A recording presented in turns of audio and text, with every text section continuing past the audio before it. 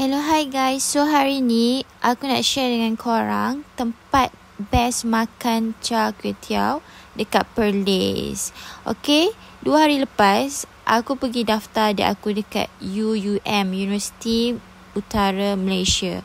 So dekat sini kita orang cari tempat makan best. So ini adalah salah satunya lah. Portion dia banyak and murah sangat. Okay, korang tengok yang ada snow crab ni, cuba teka RM berapa. Yang ni yang ada udang, aku lupa dah, RM13 ke RM15 macam tu. Yang ni sedap.